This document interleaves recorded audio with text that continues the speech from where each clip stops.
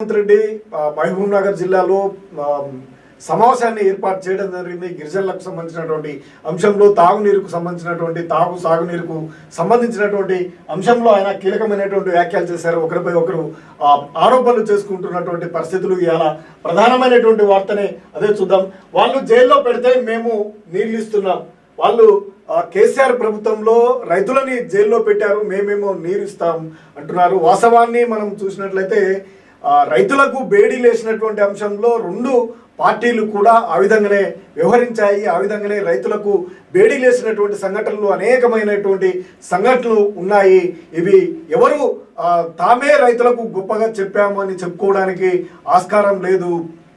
ఓట్ల కోసం అనేక పథకాలను ప్రవేశపెట్టడంలో ఇద్దరు పోటీలు పడ్డటువంటి పరిస్థితి ఇరు పార్టీలు కూడా. కానీ రైతులకు మేలు చేయడంలో కానీ రెండు పార్టీల నుంచి కూడా తీవ్రమైనటువంటి వ్యతిరేకత ఉన్నటువంటి పరిస్థితి. గిరిజనులకు సాగునీరు అందిస్తున్న ఘనత మా ప్రభుత్వాన్ని. నాడు వరి వేస్తే ఉరి అన్నారు, మేము సన్నబియ్యంతో పేదల కడుపు నింపుతున్నాం. 100 రోజుల్లో అచ్చంపేట నియోజకవర్గంలోని రైతులందరికీ సోలార్ పంపులు. ఇందిరా సౌర గిరి జల వికాసం ప్రారంభోత్సవంలో సీఎం రేవంత్ రెడ్డి చేసినటువంటి కీలకమైనటువంటి వ్యాఖ్యలు. నిజంగా గిరిజనుల పట్ల చిత్తశుద్ధి ఉంటే గిరిజనులకు అనేకమైనటువంటి మౌలిక సమస్యలు ఉన్నాయి, మౌలిక సదుపాయాలు లేని పరిస్థితులు ఉన్నాయి.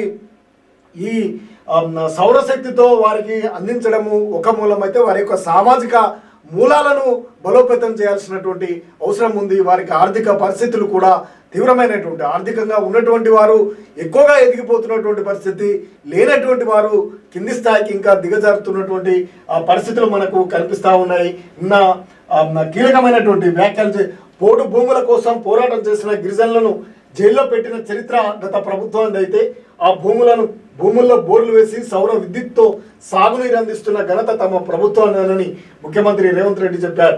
వరి వేస్తే ఉరి అని గత సర్కార్ అంటే అదే రైతన్న సన్నధాన్యం పండించేలా చేసి పేదలకు సన్న బియ్యం పంపిణీ చేస్తూ కడుపు నింపుతున్నామన్నారు.